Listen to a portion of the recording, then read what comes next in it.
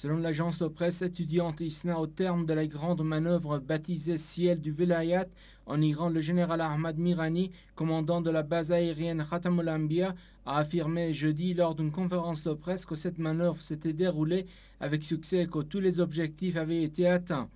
Le test des projets de la DCA opérationnelle et non opérationnelle, l'exercice des tactiques de guerre asymétriques et l'essai d'une grande partie des équipements rénovés et de la promotion de la capacité de combat et de la disposition défensive des forces armées constituaient d'autres objectifs de cette manœuvre, a-t-il précisé. À la question de savoir si la manœuvre du ciel de Vilayat était exécutée en réaction au récent exercice militaire du régime sioniste, le commandant de la base aérienne de Khatam al-Anbiya a répondu par la négative. Cette manœuvre fait partie des projets des plans annuels de cette base et vise à renforcer la disposition des forces de la défense contre-aérienne et n'avait rien à voir avec les menaces. Le général Mirani a ajouté que la plupart des systèmes, dont celui de la guerre électronique, avaient été améliorés et rénovés. Il a précisé que la plupart des systèmes de fabrication locale avaient été testés avec succès. Le commandant de la base aérienne de Khatam al-Anbiya a ajouté que les systèmes avaient réussi à détecter,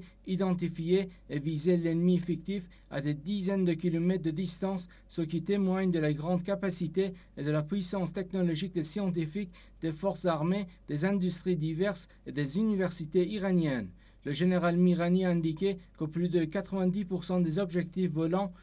de l'ennemi fictif avaient été anéantis dans la manœuvre du ciel de Vilayat.